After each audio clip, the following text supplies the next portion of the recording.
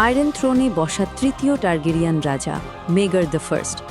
ইতিহাসে পাতায় তার একটাই পরিচয়, দ্য ক্রুয়েল, মানে নিষ্ঠুর মেগার। কিন্তু আসলে কি তাই? তার এই ভয়ঙ্কর নিষ্ঠুরতার আড়ালে কি অন্য কোনো গল্প লুকিয়েছিল? আজকের আলোচনায় আমরা মেগারের সেই রহস্যটাই খোঁজার চেষ্টা করব। তার রেখে যাওয়া ইতিহাস শুধুই অত্যাচারের, নাকি এক বিশাল আত্মত্যাগের? দেখুন, মেগরের জীবন যেমন রহস্যময়, তার মৃত্যুটা যেন আরও বড় এক ধাঁধা। সবচেয়ে প্রচলিত যে গল্পটা আমরা শুনি সেটা বেশ ভয়ঙ্কর। বলা হয় রানী এলিনর তাকে সিংহাসনে খুঁজে পেয়েছিলেন। পুরো শরীর রক্তে ভেজা, দুটো কবজি চেরা, আর সিংহাসনেরই একটা ধারালো ফলা তার গলা ফুঁড়ে দিয়েছে। ভাবা যায় দৃশ্যটা, কিন্তু ঠিক এর উল্টো একটা কথাও শোনা যায়, যেটা আরও বেশি অদ্ভুত। সেই গল্পটা বলে যে রাজাটা ত্রাস দিয়ে পুরো রাজ্য শাসন করল, তাকে পাওয়া গিয়েছিল একদম শান্ত, স্থির অবস্থায়। শরীরে একটা আঁচড়ের দাগও নাকি ছিল না, যেন তিনি নিছকই ঘুমিয়ে পড়েছেন। তো এই দুটো একেবারে ভিন্ন চিত্র নিয়েই আমাদের আজকের আলোচনা। এই রহস্যটা বুঝতে হলে আমাদের একদম গোড়া থেকে শুরু করতে হবে, মানে মেগরের উত্থানের দিনগুলো থেকে। কারণ তার সিংহাসনে বসার রাস্তাটা কিন্তু ফুল দিয়ে সাজানো ছিল না, ছিল আগুন আর রক্ত দিয়ে তৈরি। মেগার আর তার সৎ ভাই রাজা অ্যানিসের মধ্যে তফাৎটা ছিল আকাশ আর পাতালের মতো। অ্যানিস ছিলেন বেশ নরম মনের, শান্তশিষ্ট। আলোচনা, বোঝাপড়া এসবই ছিল তার পথ। আর মেগার, সে তলোয়ার চালানো আর ড্রাগনের আগুন ছাড়া কিচ্ছু বুঝত না। তো এই যে মানসিকতার বিশাল পার্থক্য, এটাই সংঘাতে জন্ম দেয়। ফেইথের আইনকে বুড়ো আঙ্গুল দেখিয়ে দ্বিতীয় বিয়ে করার জন্য মেগারকে নির্বাসনেও যেতে হয়েছিল। কিন্তু একটা থিওরি বলে ব্যাপারটা এতটাও সহজ সরল ছিল না। একটা পুরনো ভ্যালেরিয়ান ভবিষ্যৎবাণী ছিল, একজন আগুন ও রক্তের রাজপুত্র আসবেন, যিনি ভয় দেখিয়ে শাসন করে একটা গোপন ষড়যন্ত্রের হাত থেকে রাজ্যকে বাঁচাবেন। আর বলা হয় মেগারের মা ভিসেনিয়া তাকে ছোটবেলা থেকেই নাকি সেই ভূমিকার জন্যই তৈরি করছিলেন। তো নির্বাসন থেকে ফিরে মেগর যখন সিংহাসনে বসলেন, তখন থেকেই তার রাজত্বের সবচেয়ে রক্তাক্ত অধ্যায়টা শুরু হলো। তাকে একাই লড়তে হচ্ছিল দুটো সাংঘাতিক ফ্রন্টে। ঠিক তাই, ভাই অ্যানিসের মৃত্যুর পর মেগার দেশে ফিরেই তার ভাইপোকে সরিয়ে সিংহাসন দখল করেন, আর এসেই ফেইথ মিলিট্যান্টসদের বিরুদ্ধে যুদ্ধ ঘোষণা করেন। সেপ্ট অফ রিমেম্ব্রেন্স পুড়িয়ে দিয়ে তিনি পরিষ্কার বুঝিয়ে দিয়েছিলেন যে তিনি কোনো আপোষ করতে আসেননি।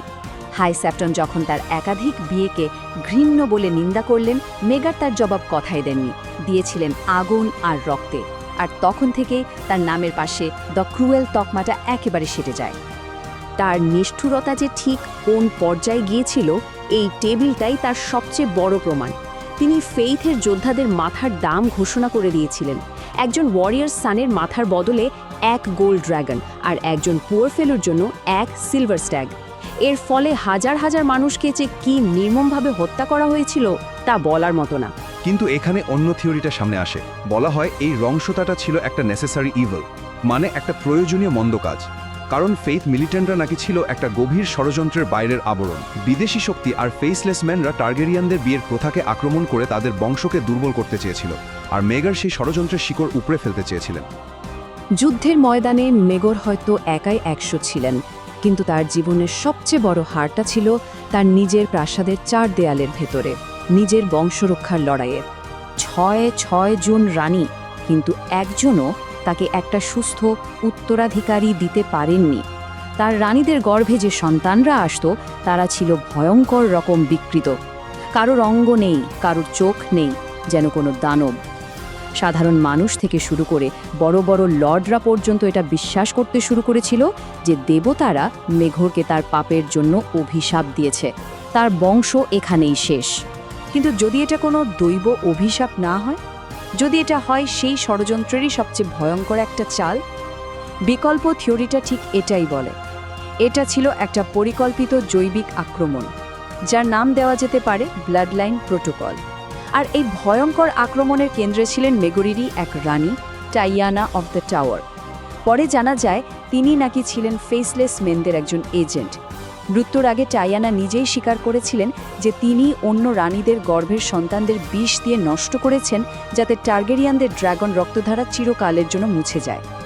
এই সব তথ্য জানার পর চলুন আবার ফিরে যাই মেগারের সেই শেষ মুহূর্তে, যখন তার সব লর্ড তাকে ছেড়ে চলে গেছে, শত্রুরা দুর্গ ঘিরে ফেলেছে, তখন তিনি একা আয়রন থ্রোনে বসে কি ভাবছিলেন? আচ্ছা, ঐতিহাসিকভাবে তার ওই রক্তাক্ত দেহের জন্য বেশ কিছু ব্যাখ্যা দেওয়া হয়। হতে পারে তিনি হতাশায় আত্মহত্যা করেছেন, অথবা তাকে কেউ খুন করেছেন। সেই খুনই হতে পারে তার নিজেরই কোনো রানী, একজন কিংসগার্ড, বা রেড কি বানানোর সময় অত্যাচারিত হওয়া কোনো রাজমিস্ত্রি। এমনকি এমন কথাও বলা হয় যে আয়রন থ্রোন নিজেই তাকে রাজা হিসেবে গ্রহণ করেনি, তাকে হত্যা করেছে। কিন্তু তার অক্ষত দেহের ব্যাখ্যা কি হবে? এখানেই সবচেয়ে অবিশ্বাস্য থিওরিটা উঠে আসে, যা পুরো গল্পটাকেই একটা অন্য মাত্রা দেয়। এই থিওরি অনুযায়ী মেগরের মৃত্যু আসলে কোনো শেষ ছিল না, ছিল একটা রূপান্তর। তিনি নাকি স্বেচ্ছায় এক প্রাচীন ভ্যালেরিয়ান জাদুবিদ্যার সাহায্যে নিজের শরীরকে উৎসর্গ করেন। তার উদ্দেশ্য ছিল একটাই, রেড কিপের ভেতরে লুকিয়ে থাকা ফেসলেস মেনদের ছায়া দূর করা এবং ভবিষ্যৎ প্রজন্মের জন্য ড্র্যাগন ম্যাজিকের অস্তিত্ব টিকিয়ে রাখা। তাহলে মেগর দ্য ক্রুয়েলের আসল পরিচয় কি? একজন নিষ্ঠুর অত্যাচারী, নাকি একজন ট্র্যাজিক হিরো যিনি একটা বৃহত্তর স্বার্থে নিজের সবকিছু, এমনকি নিজের পরিচিতি পর্যন্ত বিসর্জন দিয়েছিলেন? এই সিদ্ধান্তটা আপনাদের বিবেচনার উপরেই রইল।